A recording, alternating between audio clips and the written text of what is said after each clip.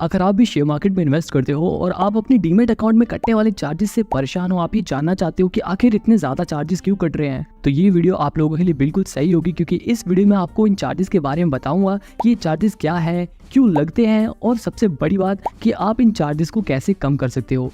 अब देखो, जब भी आप शेयर मार्केट में ट्रेड करते हो ना, तो उसके ऊपर कई तरह के चार्जेस लगते हैं, जैसे कि ब्रोकरेज चार्जेस हो गया, सेबी के चार्जेस हो गए, गवर्नमेंट के चार्जेस हो गए, इसके अलावा एक डीपी चार्ज होता है। अब देखो, ये जो गवर्नमेंट के चार्जेस होते हैं ये तो फिक्स रहते हैं, मतलब ये तो 100% लगते हैं। इसके अलावा सेबी के चार्जेस भी कंपलसरी है, ये भी हमेशा लगते हैं। लेकिन ये जो ब्रोकरेज चार्ज होता है ना, इसमें क्या होता है, कई ब्रोकर्स चार्जेस लेते हैं, कई ब्रोकर चार्जेस नहीं लेते। जैसे ग्रो ब्रोकरेज चार्ज लेता है, जबकि एंजल वन और जीरोधा डिलीवरी पे कोई भी ब्रोकरेज चार्ज नहीं लेते। मतलब ये जो ब्रोकरेज चार्ज होता है ये ब्रोकर्स के ऊपर डिपेंड करता है कि वो कितना ब्रोकरेज चार्ज लेंगे। लेकिन देखो, इसके अलावा ना ये जो डीपी चार्ज होता है ना, ये भी एक कंपलसरी चार्ज है, लेकिन अगर आप इसका खेल समझ गए ना, तो आप अपने बहुत सारे पैसे बचा सकते हो डीपी चार्ज से ही। अब ये डीपी चार्ज क्या होता है, अब देखो, जब भी आप शेयर को बेचते हो ना, अगर आप अपनी ऑर्डर की हिस्ट्री में जाके देखो तो यहाँ पे डीपी चार्ज नाम से एक चार्ज कटता है। और सच में नए इन्वेस्टर के लिए ये डीपी चार्ज ही सबसे बड़ी प्रॉब्लम होती है। अब ये कैसे होती है आगे मैं आपको वीडियो में बताऊंगा, लेकिन उससे पहले मैं आपको बताता हूँ कि डीपी चार्ज क्या होता है और क्यों लगता है। देखो, डीपी का मतलब होता है डिपॉजिटरी पार्टिसिपेंट। ये डिपॉजिटरी पार्टिसिपेंट जो होता है ना, वो बिल्कुल एक बैंक की तरह होता है। जैसे आपके बैंक अकाउंट में आपके पैसे स्टोर रहते हैं, अगर आप किसी दुकान पर जाकर कोई सामान खरीदते हो और आप उसे पैसे ट्रांसफर करते हो, तो बैंक क्या करता है, आपके अकाउंट से आपके पैसे को सेलर के अकाउंट में भेज देता है। बिल्कुल इसी तरह जो डिपॉजिटरी पार्टिसिपेंट होता है ना, जब भी हम अपने शेयर को बेचते हैं तो वो हमारे डीमेट अकाउंट से हमारे शेयर को, हमारा शेयर जो खरीदता है उसी के अकाउंट में भेज देता है। अच्छा, यहाँ पर मैं आपको ये भी बता दूं कि अगर आप अपने शेयर बेचते हो ना, तो सामने से कोई आपका शेयर खरीद रहा होता है, तभी आपका शेयर बिकता है, तभी आपकी वो ट्रांजैक्शन पूरी होती है। मान लो अगर आप शेयर बेचना चाहते हो और सामने कोई खरीदने वाला है ही नहीं, तो आपके वो शेयर नहीं बिकेंगे। तो डिपॉजिटरी पार्टिसिपेंट आपके शेयर्स को दूसरे इन्वेस्टर के डीमेट अकाउंट में भेजने के चार्जेस काटता है, और इसी चार्ज को डीपी चार्ज कहा जाता है। अब देखो, ये जो डीपी चार्ज होता है ना, हर ब्रोकर अलग अलग चार्ज करता है। यहाँ पर मैं आपको सभी ब्रोकर की डीपी चार्ज की एक लिस्ट दिखाता हूँ। आप इस लिस्ट में सभी ब्रोकर के डीपी चार्ज को देख सकते हो। ये चार्ज 15-16 रुपए से लेकर 20 रुपए तक है। ओके, तो अब आपको सभी ब्रोकर के डीपी चार्ज भी पता चल गए और ये क्यों लगते हैं ये भी पता चल गया। लेकिन अब मेन सवाल ये आता है कि आखिर हम इस चार्ज को कम कैसे कर सकते हैं। तो देखो, मान लो दो आदमी हैं, एक का नाम है काजू, एक का नाम है बादाम। अब देखो, काजू क्या करता है, वो 100 रुपए का एक शेयर खरीद लेता है और उसकी किस्मत अच्छी रहती है, उसके शेयर का प्राइस 100 रुपए से 110 रुपए हो जाता है। यानी कि उसने 100 में खरीदा और 110 में बेचा, उसको 10 रुपए का प्रॉफिट हुआ।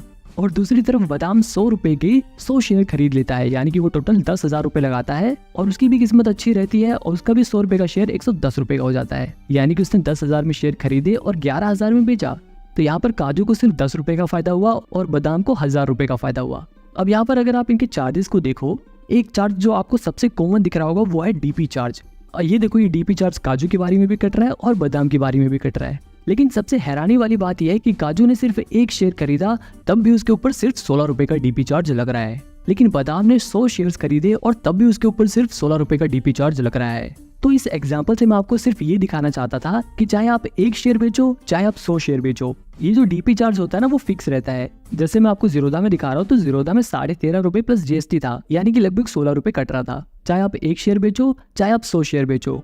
अच्छा, यहाँ पर मैं आपको एक बात बता दूं कि ये जो डीपी चार्ज होता है ना, वो सिर्फ शेयर को बेचने पर लगता है। अगर आप शेयर्स को खरीद रहे हो ना, तो ये चार्ज नहीं कटते, सिर्फ शेयर्स को बेचते वक्त करते हैं, क्योंकि जब हम शेयर को बेचते हैं तभी हमारे डीमेट अकाउंट से डिपॉजिटरी पार्टिसिपेंट उन शेयर को दूसरे इन्वेस्टर के अकाउंट में सेंड करता है। अब देखो, जो बिल्कुल नए इन्वेस्टर होते हैं, जो नया नया शेयर मार्केट में इन्वेस्ट करना स्टार्ट करते हैं, वो क्या करते हैं, वो एक एक दो शेयर खरीदते हैं और उन्हें बेचते हैं। इवन मैंने खुद भी जब नए नए शेयर मार्केट में इन्वेस्ट करना स्टार्ट किया था ना, तो मैं भी सिर्फ 1-2 शेयर खरीदता और जैसे उनका थोड़ा बहुत प्राइस बढ़ता मैं उसे बेच देता।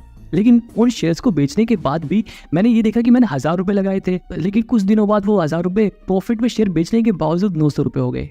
ऐसा कैसे हो गया, मैं बड़ा कंफ्यूज रहता था। लेकिन बाद में मुझे पता चला कि डीपी चार्जेस सारी मुसीबत की जड़ है। अब जैसे मान लो मैं एंजल वन ऐप को यूज करता हूँ, एंजल वन में जो डीपी चार्ज होता है वो 20 रुपए लगता है। तो मैं क्या करता हूँ, मैं एक शेयर खरीदता हूँ और जैसे मेरे को प्रॉफिट होता है मैं उसे बेच देता हूँ। मैं ऐसा बार बार करता हूँ, एक शेयर खरीदता हूँ, एक शेयर बेच देता हूँ, 2 शेयर खरीदता हूँ, 2 शेयर बेच देता हूँ। अब मान लो मैं एक एक करके 10 बार शेयर को बेचता हूँ, तो मेरे पर जो डीपी चार्ज होता है वो 10 बार लगेगा, यानी 20-20 रुपए करके 10 बार लगेगा, तो 200 रुपए का मेरे ऊपर डीपी चार्ज कट जाएगा। लेकिन अगर मैं इकट्ठे 10 शेयर को बेचता हूँ तो सिर्फ मेरे पर 20 रुपए ही चार्ज लगेगा। यहाँ पर आप देख रहे हो ना, इकट्ठे शेयर बेचने पर मेरे को 180 रुपए का फायदा हो रहा है। तो इस एग्जाम्पल से आप ये समझ गए होंगे कि ये जो डीपी चार्ज होता है ना, ये नंबर ऑफ शेयर्स के ऊपर नहीं लगता बल्कि नंबर ऑफ ट्रांजैक्शन के ऊपर लगता है। यानी कि डीपी चार्ज इस बात पे डिपेंड नहीं करता कि आप कितने सारे शेयर्स बेच रहे हो, बल्कि डीपी चार्ज इस बात पर डिपेंड करता है कि आप कितनी बार शेयर्स को बेच रहे हो। आप चाहे एक बार में 1 शेयर बेचो या 1000 शेयर बेचो, जो डीपी चार्ज होता है वो एक ही बार लगेगा। लेकिन अगर आप एक बार की जगह कई बार शेयर्स को बेचते हो तो उसमें कई बार डीपी चार्ज लगेगा। तो देखो, मेन मुद्दे की बात यही है कि आप एक एक करके शेयर्स को खरीद तो सकते हो, लेकिन जब भी आप उन्हें बेचो तो एक एक करके मत बेचो, वरना आपका प्रॉफिट धीरे धीरे खत्म हो जाएगा और आप सोचोगे यार मैंने लगाए तो 1000 रुपए थे, धीरे धीरे वो कम कैसे हो गए। अब यहाँ पर एक और सवाल आपके दिमाग में आ सकता है कि शेयर्स को बेचने पर डीपी चार्ज लगता है, तो क्या अगर हम इंट्राडे में शेयर्स को बेचते हैं तब भी ये चार्ज लगेगा? तो मैं आपको यहाँ पर बता दूं कि जो डीपी चार्ज होता है ना, वो इंट्राडे पे नहीं लगता। डीपी चार्ज सिर्फ डिलीवरी ट्रांजैक्शन पर लगता है, यानी कि अगर आप शेयर को 1-2 दिन के बाद बेचते हो तब ये डीपी चार्ज लगता है। इंट्राडे में कोई भी डीपी चार्ज नहीं लगता।